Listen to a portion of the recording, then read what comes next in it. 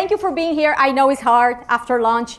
Hopefully you have your coffee with you. I know it's a beautiful day. Thankfully we're in Sydney. We're not in Brighton or London, whatever, because otherwise nobody will be in the room. Everybody will be taking the sun somewhere outside. But we will have more time for that later on.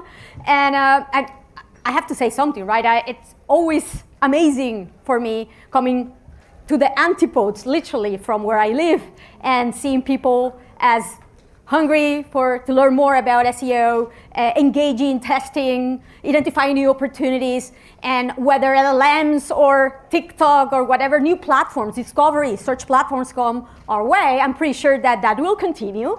And it's amazing to see how we keep learning and evolving at the same time. And today I come to talk about, I think, a topic that we will only see more of. I know that I have all the fellow SEO speakers here, Jess, who's also going to cover it from a different angle, but also something that is overlapping a little bit with this subject because it's so, so, so important. And we need to really pay more attention of. Unfortunately, as SEOs, I believe that because of how we started, how we became a thing as an industry, we tend to be very tactical, right? Like very focused on the tactics, on what is actually a ranking factor or not. I don't care if it is not. Just show me the proof at the end of the day, and having to get buy-in and make it all very hard to make things happen, like even the minimum one. So hopefully, after this presentation, I will give you more reasons, more compelling reasons, proof, resources, tools, to make it happen. SEO for brand visibility and recognition. And I will be going through a lot of resources, but no worries, I will be publishing my slides later on in LinkedIn, if you don't have me LinkedIn, in X, in SEO FOMO, if you're not subscribed to SEO FOMO. Woo, bad.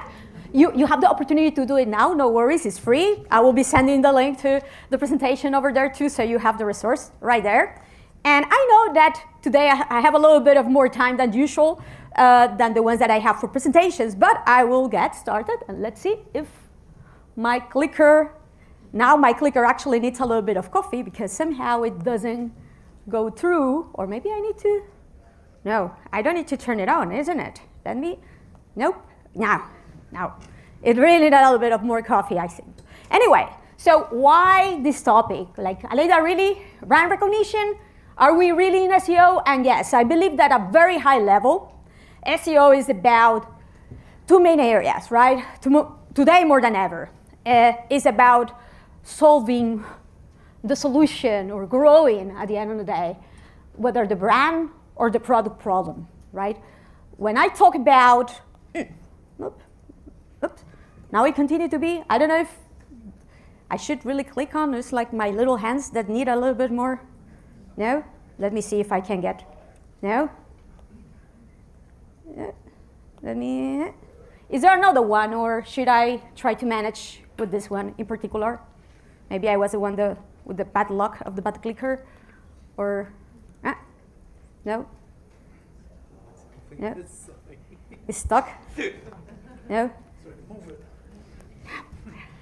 I don't want to break it. I don't want James like chasing me all over the world for the broken clicker here, or maybe the battery. Yeah. Yes, thank you. Well, I will wait, no worries. So I can continue, no worries. So why brand or product, right? At a high level is whether a brand problem or a product problem. A brand problem, if we think about it, is even more important than ever when the company is small. It's a challenge for very small companies when they are starting. Brand is popularity signals, it's content, establishing who they are as a company. Let me take a look. Yes, perfect. I think now it is. Thank you very much. So popularity and authority, growing it, establishing it, is critical. It's always critical, but it's even more critical when you are a small company, right? Then for bigger companies, it's more of a product problem. If you think about it, it makes sense. Product has to do with execution, with alignment, with buy-in, with technical. When you have millions of URLs, technical SEO actually becomes critical, not when you have 10 landing pages on a local service website, right? So yes, in terms of SEO areas of importance, it's pretty much this, right? very high level, very oversimplified. We know that there are many other things, of course, but yes, the brand problem has to do with backlinks and content, and we need a lot of them at the start, especially at the start, to establish the website brand and entity and recognition and authority. And when the website grows, we won't necessarily need that much of that, because there will be a proper workflow, a proper base, and it will be about focusing on aligning the product, the execution, the buy-in, minimizing bureaucracy, coordinating with the product managers, a lot of that, unfortunately, but yes, that's the life of enterprise level SEO too. And ultimately, the sites that succeed in both are the ones that finally win, end up winning, are those many times online first brands, like for example, Zillow in the US, right?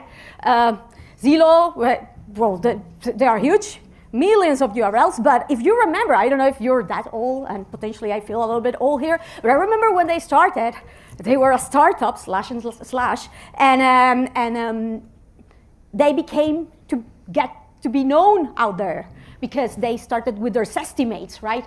Pretty much the metric to assess the price of properties in the US, to have an easy index, an easy reference of how much any property will cost in the US, right? They came without like an actually handy and useful reference for buyers, for anybody who would like to buy or rent a property, in a very straightforward way to understand. So they established a brand to be one of the major players, to be recognized for their actual expertise in the property market, because they developed that from scratch.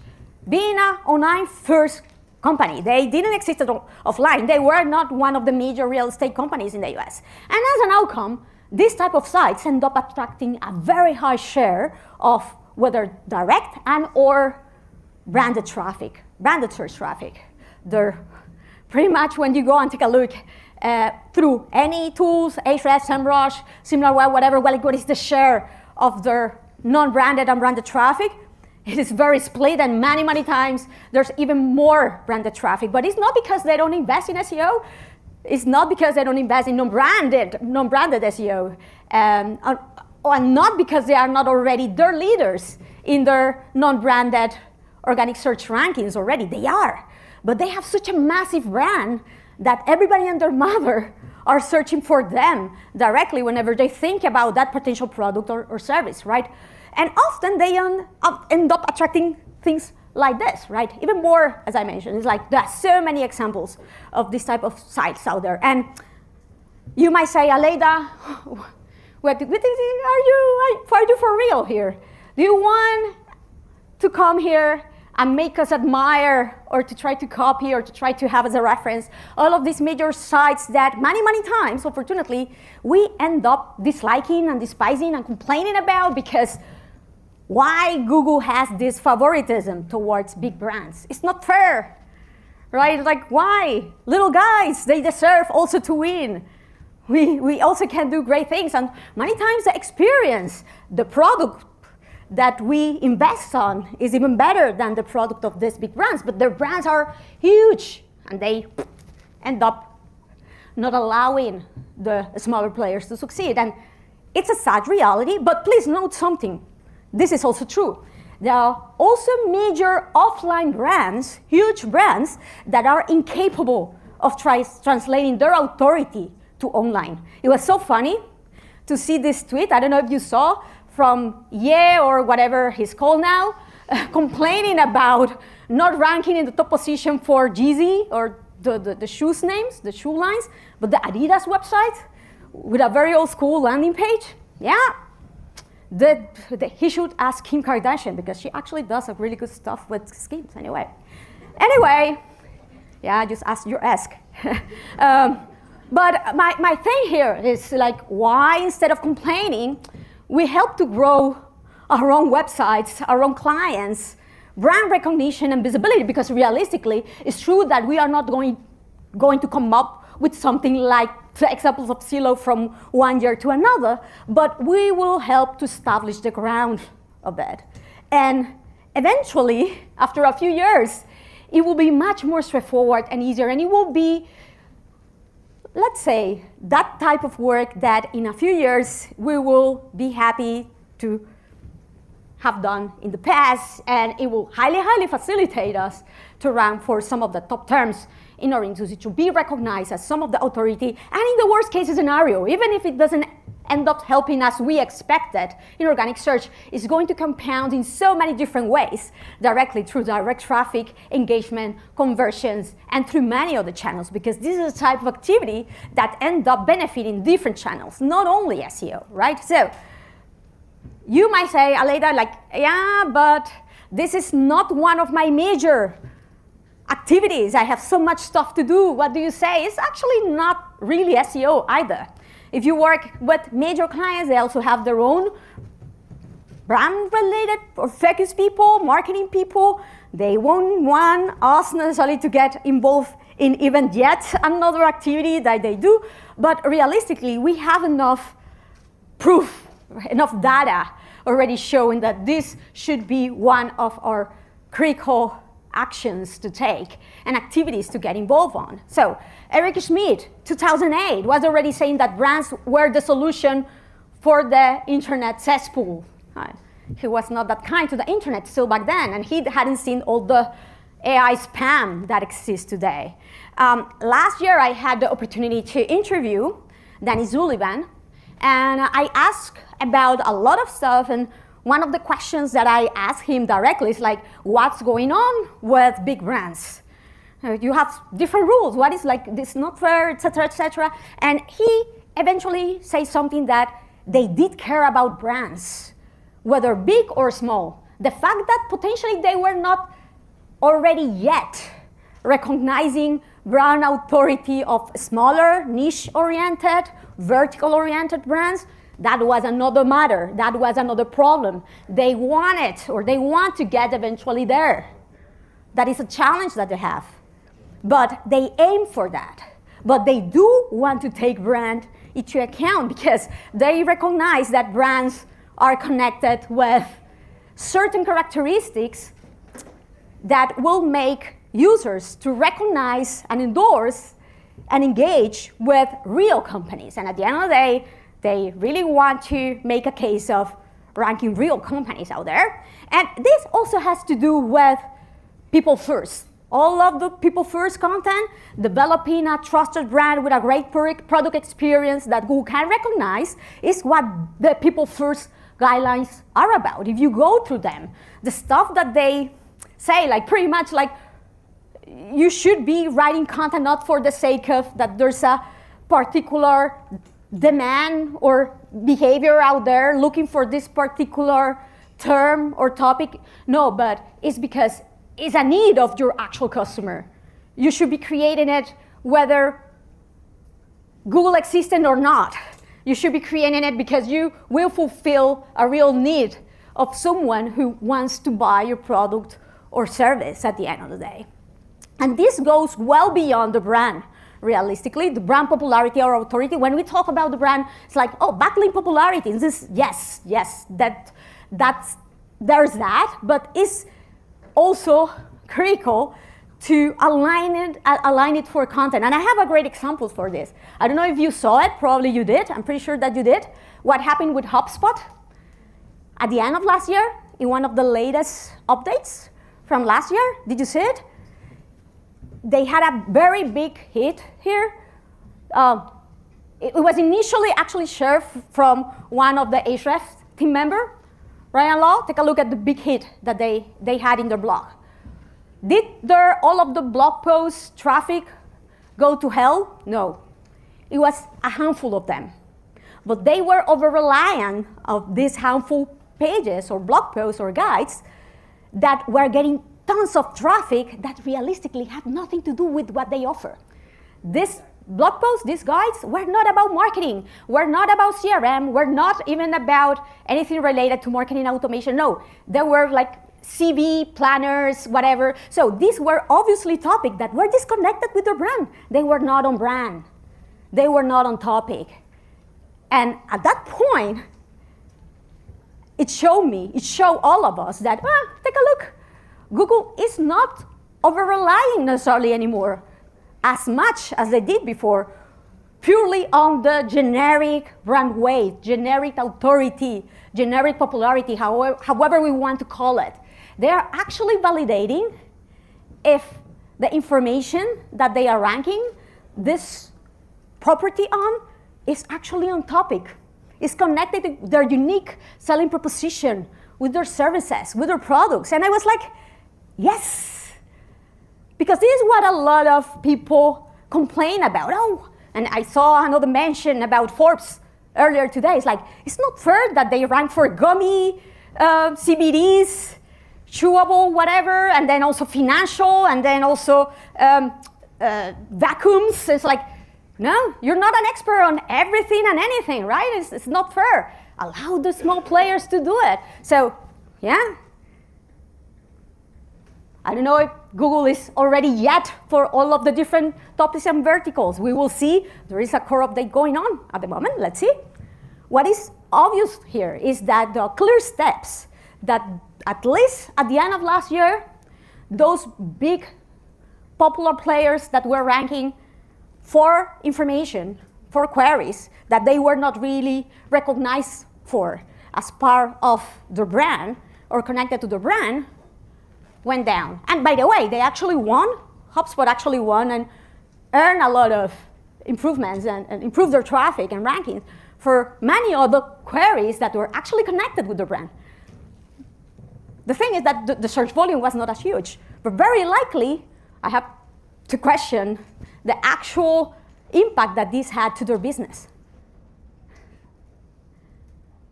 Because this content had nothing to do with what they offer, right, at the end of the day. And this is what we should be thinking about. It's like, does it actually make sense to target this topic? It's only about a matter of traffic for the sake of traffic or what you are actually offering. Then, besides the topic of what we cover and if it is on brand or not, let's talk about user experience, page experience.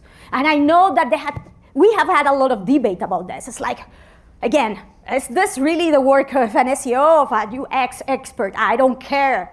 If it is going to impact my ability to rank in the first positions and deliver the best search experience to my users, I want to take care of it. I want to make it top-notch. I want to make sure that the user actually satisfies their need when they land on this page.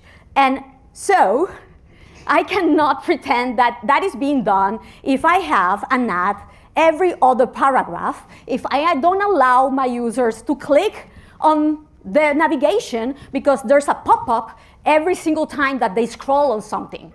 And again, with the HCU, there was a huge debate saying, does this really impact or not? Is Google actually taking this into consideration or not? I don't care. What does this say about your brand? That you are, sorry, I cannot come up with a politically correct term here to say, but yes, that is the experience that you want your users to have with your brand. This is how you want to be recognized? Spammy? Showing adverts every other scrolls? Like, what does this say about you? Sorry, but no. I want that my clients, my customers, my users have the best possible experience when they come into my property, into my store, online or offline, into my website or my presence, whatever presence, is the engagement that they have with me and the experience that they have with me. So of course, I want to make sure that my pages are secure, mobile friendly, it loads fast, non-intrusive design, great UX, showing real experience of expertise, satisfies search needs. Oh, but do we have proof that Google actually uses the information about the authors? I don't care. I know that if I am talking about vitamins and I want to make sure that my users end up buying those vitamins from me, I want to make sure that they see that the people writing about this advice about these vitamins and how they need to take it are actually reliable. And we show clearly that they are actual experts, because otherwise, at least me, I wouldn't buy from them. Common sense. Unfortunately, not so common though. But if we think about it, this has to do also with the brand alignment and recognition and experience that your customers, your users have with you. Also, here's more proof, realistically, and we have plenty of it. Growing a brand is about establishing an identity to facilitate recognition and reputation, which are also used, surprise, surprise, by quality raters to evaluate sites. If we go through the PDF that Google has shared with us, there are plenty of mentions of how that is taken into account, and yeah, the reputation of the website, and the recognition of the authors, and the expertise of it. And of course, very obviously, the Google Doc links. And I completely agree with Kyle when he mentioned before that the main thing that we learned realistically was that how Google has been denying for so long to take into consideration things that we already knew that it makes sense for them to take into consideration, to take into account. And one of the very big metrics that was showcased, not only in the first Google Doc link, but in the additional one that Mark Williams-Cook found and shared later on in the year, was the recognition and the metrics that Google were identifying connected with the brand, right? So, yeah, brand visibility, like branded searches, are used in Google Quality Score at a subdomain level. It's even more granular and more specific. This is from the Mark Williams-Cook link. That, yes, this is something that Google takes into account. And there's even a Google patents about this. It's not like, oh my God, really? Where does this come from? If we search for Google patents through the years, this is something that they had actually filled many, many years ago. But the thing is, and this is also something that the complexity of it, right? It's a chicken and eggs type of situation. There was this study that Patrick Stokes from Ahrefs, and honestly, like, huge congrats to team here, because the team at Ahrefs is the ones that literally consistently publish original studies and analysis and stuff that really facilitates my life, like this one. He assessed if backlinks were still as important, if backlinks were still moving the rankings needle. Because again, Google at some point mentioned that backlinks were not as important anymore. But, surprise, surprise, they are. Especially for very competitive industries. And the point here of this particular screenshot is that Patrick was arguing, is like, yes, brands ranking in the top positions tend to get more backlinks and feature more backlinks pointing to them, but it's the chicken or egg type of situation. It's like, are they getting these backlinks because they are already very well-established brands that people recognize and want to endorse naturally, spontaneously, or because they are already ranking first? Anyway, it's much easier to link to them. Anyway, the relevance and the importance and the role of having a brand is obvious when acquiring backlinks, when attracting backlinks, whether it's spontaneous or not. And then there's also something even more important. In an era like the one that we're living today, in which literally there are no blue links anymore, and all of the SERPs, especially the commercial-oriented one, the product ones, are like this. Product carousels, 5 products per line. Which one will be clicked by the user? Well, the one of the brand that they recognize, the one of the brand that they trust already, the one of the brand that they have already found at the beginning of the customer journey when searching for information about that particular product or service. And surprise, surprise, they find it yet again when looking for the actual product, when they're ready to buy later on in the process. Which website are they going to click on? Which thumbnail? Oh, of the brand that they recognize. It's normal. Yet another reason to establish a brand and a connection and a recognition with users. You need those clicks. Let's stand out and let's facilitate and maximize the click-through rate. And then there was another survey published a few days ago in Search Engine Line, sharing how, in this case, America actually behaved in the way that I expect that everybody else behave, not differently. They actually click on brands they know in Google search results rather than trying to click on something new completely that they have no idea about, right? Yes, it's understandable. So the point here is to show on one hand how this has been there for a long, long time, the different roles that it plays in our SEO process, the importance that this has, and how realistically it's not about replacing a brand manager. I don't expect we go out of here being brand managers or brand experts. I am certainly not.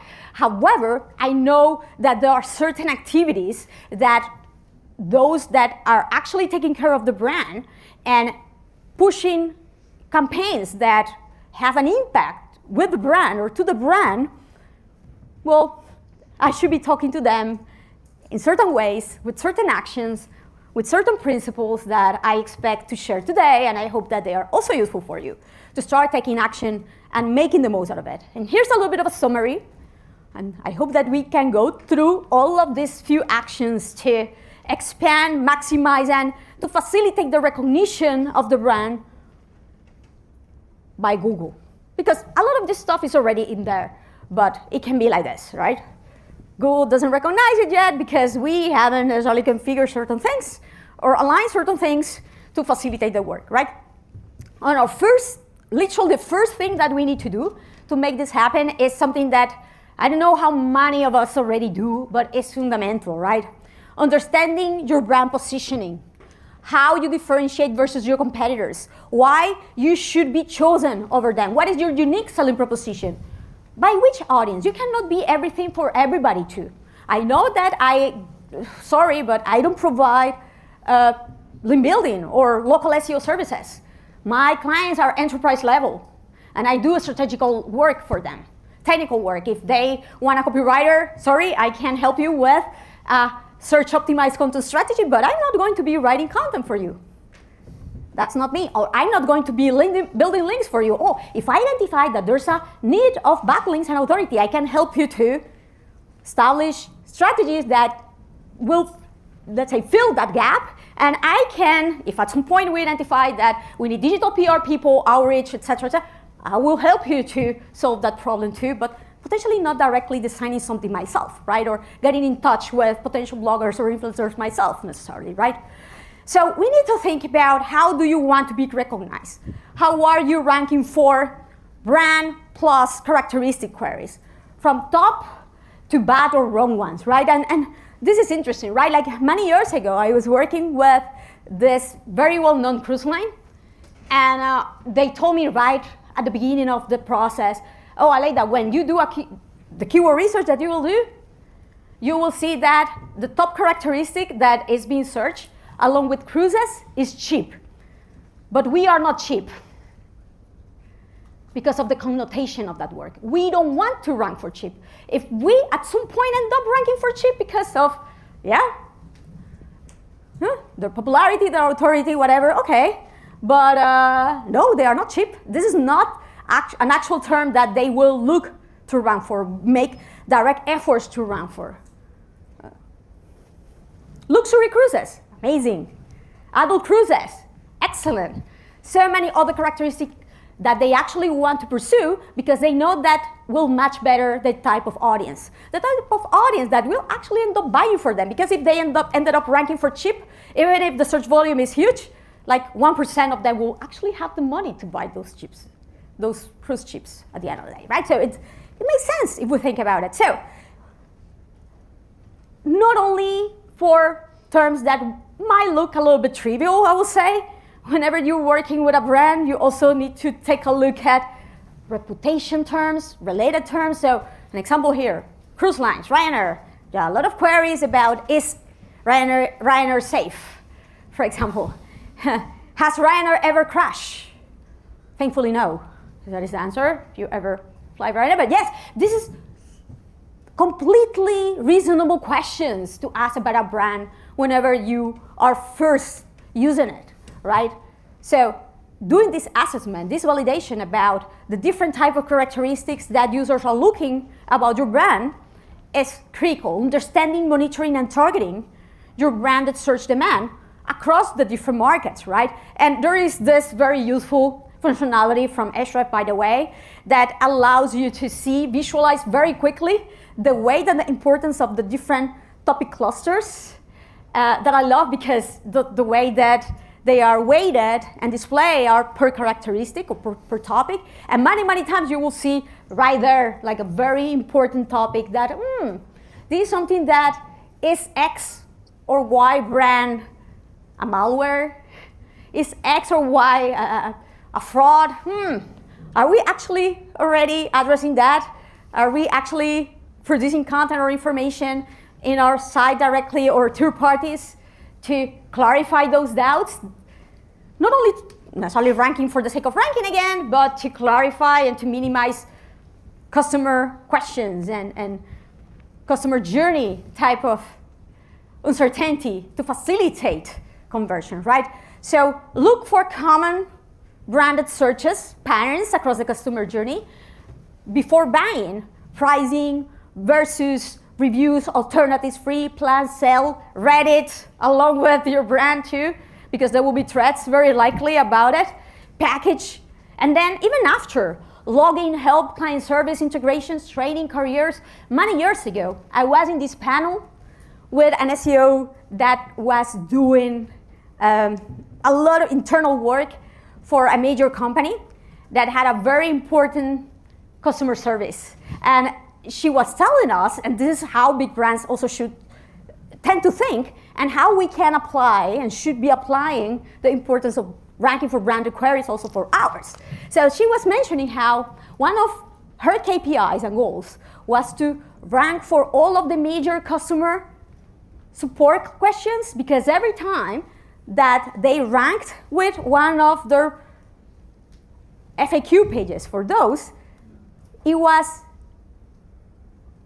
a call less or a fewer call for the actual customer service, a real person that will actually have a much, much, much higher cost than producing that piece of content. Let's think about that, right? So our work is not only to attract new clients, but also to keep them happy, to retain them, to make them upsell, cross-sell, rather than leaving our clients' products or services for others. Usually, it's also much more straightforward and less costly to keep a client happy than to attract a new one too.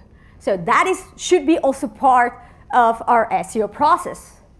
And we should optimize accordingly. So how's your brand shown in the results for these queries? Which sites and pages are ranking? Do you have an official brand presence on these pages or not? Many times these are third party, like Reddit. And I'm not recommending here to go and spam Reddit or LinkedIn or Quora or whatever third party or Yelp or whatever UGC site or platform is shown here. But again, maybe you should talk with your community manager about where are you engaging with our community, with our customers, where are you clarifying doubts? Are there any conversations where we should be taking part as a brand and be recognized as a brand, not trying to manipulate things and not disclosing where they were coming from? No, but I see that there's a reasonable question that there are real concerns about X or Y products or service that we provide. So we are coming here where our customers are asking stuff to clarify doubts. It's very reasonable tactic and actually very user-friendly and customer-friendly at the end of the day. What about those questions addressed to people also asking SERPs? Which sites are ranking in there? Many times it's not our own site too. And are you Google brand suggestions here? For the branded queries, you're the suggestion. Google suggests queries like literally are these topics that you are actually addressing in one way or another already with your content strategy? What are the top questions and queries in our own site internal search? Many times our customers end up searching there because we don't have proper pages, categories, linked, at least obviously linked from our navigation or easily accessible through our navigation, and they end up going in there. Do we already have them or not? Should we produce them or not? Does it make sense? What is the best way to move forward, right? So we need to look to that, and also those questions asked through the Help Center. Do we have already enough information or publish information on our websites or third parties to actually address those concerns? And what about conversational social platforms? We've seen how, again, Reddit and many third-party social platforms are ranking now. We have tools nowadays, like I love this one, buzzabout.ai. Literally, like for any topic, like also a brand topic that we add in there. It will go through Reddit, TikTok, Instagram, all major platforms, and go through the conversations and mentions about the brand, and it will leverage AI to come up with summaries and the sentiment of the conversation, and will let us know if we want to go ahead and take action and show me the actual URLs of where these are happening. And the same with LLMs. Identify associated entities and related competitors. The Rankscale.ai tool that James was sharing about at the beginning of the day today. This is a tool that I have also been using, and I find to be very, very useful because it doesn't only tell me, look, yes, for this type of prompts or queries that we know that we might be or not necessarily that popular yet. Unfortunately, we don't yet have that information, that reference, but it will let us know where are the citations coming and which are the other players, the other brands, the other entities that are being recognized along ours and where they are being mentioned that we are not. So we can understand the gap of the recognitions that we have there and the topics that they are recognized for that we are not, and vice versa. I also created this personalized GPT using ChatGPT to obtain more of this type of actionable information if we enter our data here, there. And we have also resources now like this one, like to go through all of these queries, branded queries, and analyze the sentiments of the mentions and the inclusions for all of them in book. How are you targeting all of these queries for now? Are you already ranking in top position? So what I do here is literally, I will grab all of the terms that I have obtained from all of these different platforms and data sources, and I will create a very big keyword list, query list, using Ahrefs to go through them and see for which of them I'm already ranking with my site. Good. And the sentiment is good. Perfect. Great. Show me the others, the ones that I'm not yet targeting, the ones that are not yet ranking, that is third party that are rankings, that I need to start tackling, right? And then, what is the current blend? Let's take a look at our Google Search Console. What is the current blend of those branded versus non-branded searches you're already ranking for, and the branded traffic going to the actual relevant page they should be going to, right? And what's their click-through rate and conversion? I created this Looker Studio dashboard to facilitate this, to connect directly to your Google Search Console data and have this view of the evolution over time. This is something that I do also with my clients to facilitate the monetization of all of this and to see if it is evolving or not, if we're improving also in our branded and unbranded organic search traffic and their metrics, the connected metrics, along with them. And then, of course, about those branded queries that you don't rank for, are they relevant for you to target? Can you rank through your own site, or do you need to piggyback third-party websites, right? And start the conversations and engaging in other sites. And if your brand is not yet attracting major visibility, you might say, okay, Aleyda, this is great, but my brand is not yet there. I have a handful of queries. What do I do? Well, you can do this and start doing this also with your competitors to understand what is the behavior of your new customers, potential customers, where you are not yet that position, and the questions that they are asking about your major player, the industry pioneer, the major competitor, because this will likely be the questions that they might ask in the future about you, and you want to start creating resources and information to be ready. And you can use all of these insights to align your site, content, PR, and branding efforts to optimize and grow your authority. Right? Start with the fundamental. Is your brand recognized as an entity in the Google Knowledge Graph? Are the details correct and all processes included? I love the SERPAPI.com Knowledge Graph visualizer there. It literally tells us where all of the information of the knowledge panel for whatever brand is being brought from, right? Literally, every single information is there. What is your salience score towards your brand query? Are there other sites recognized for it too? Car Handy from audits.com, they offer this free tool that allows us to validate that too. And we should specify all brand details through the organization schema on the site using, of course, every relevant topic, property available, and connecting with our further presence, social presence in other sites. Claim your knowledge panel and suggest changes in case you haven't yet to make the details accurate too. And we need to think that, again, it's not only about optimizing our own website for this sort of queries, but aligning every single company presence. I asked about it a few months ago over LinkedIn, and thankfully, more than 50% of SEOs, or 50% or so, were already doing it, which is great, but 19 said no, but I'll start later this year. 27% no, I wish, but I have challenges. Do it now, get buy-in, hopefully show this information and start now. Optimize all of your brand's social and external platforms presence consistently and link back to the main site. And beyond your brand, what other relevant entities are recognized within your content? We have tools like InLinks. It will crawl your whole website, identify all of the topics, all of the entities, suggest you not only structured data to implement, but internal linking, automate internal linking, in case yours is not quite yet there, to, well, make it easier for Google to understand what your site content is about and facilitate Google relevance assessment, right?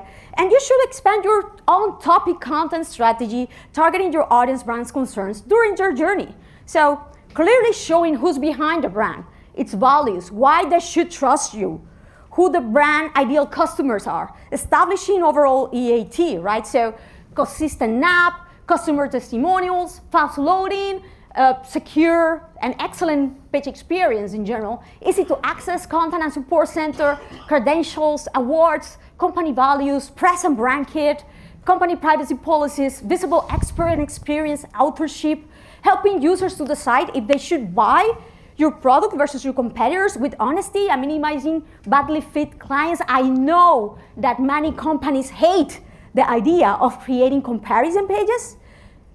Many legal people will advise again. The problem is when you don't do them with honesty. That is the problem, right? If you do them with honesty, like, we are for this type of clients, these are our features, this is what we can help you with, and this is what we cannot. And all of these other players, they can help you with this, but not this. We're better if you are trying to solve these sort of problems. We are the solution for you. But if you are not, maybe go with them. And potentially you will say, Aleyda, that is a lost customer. Yes, it's a lost, bad-fitting customer. Thank you very much. And your customer care will be very happy to see them go even before they start wasting their time and just churning in the second month. Because this is the expected behavior, right? It's not sale for the sake of sale, right? Good sales are not about that. It's about, well, establishing as a reliable, well-fitting solution at the end of the day. Optimizing your support and community presence to rank for relevant customer questions to solve their issues, right? While minimizing the support costs, what I mentioned before. Engaging in third-party platforms where there are questions about your brand or not. So the other day I saw that some people were asking about learningseo.io. There was a different conversation, not this one. It was a little bit more negative than this one in some SEO Reddit, subreddit out there. And I was like, no, I won't engage into that. You should know where your customers are, where your ideal clients are, audience are, and if it is worthy for you or not. In this case, I didn't even engage. It was not that negative, this one, because it was already replied through the thread, right? No need for me to spend time in that. Addressing your audience off-brand questions to set them right with a twist. So some people, for some reason, they love to search about my age. Thank you very much if you think that I still have 20-something years. So I created this page many years ago, actually. It has a very old school design, generating with a script, random. That's hilarious. No, I don't have 150 years, thank you very much, but yes. I'm not saying that you should create this stuff for the brand, but like, take a look at what they are actually searching and try to address it, right? And finally, creating resources and tools to address your audience doubts through their customer journey to establish a trusted advisor, right? So we see FreshBooks, they have their free invoice generator. Take a look at how many backlinks do they get with it. This will not only establish your authority, but generate branded queries, searches for your site, for which you rank first, and establish you as a leader in your sector, as an actual expert, attracting backlinks. The same with Wise. They have a IBAN checker, IBAN calculator, exchange rate resources. What's fundamental is that these resources are actually, again, aligned with what you offer, with your expertise, with your brand. It should be on brand. Here's a little example. Like, this is a real life example of a couple of calculators that I am helping, or I help already to build, create. This is a huge fitness expert in the US. He has many, millions, multi-millions followers and subscribers in YouTube since many, many years ago. So this is a real deal. It's not like if I start to get fit and show my journey, no. An actual expert.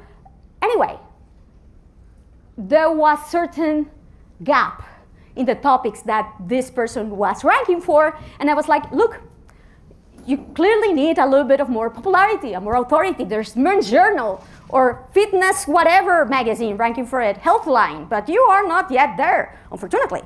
But you also don't need to. Just establish your specific authority in your specific sector, because you are not targeting all of these queries. So we ended up creating a couple of calculators that literally, if I were creating it or any of us were creating it on sites that didn't have the real expertise, very likely we will never rank for it.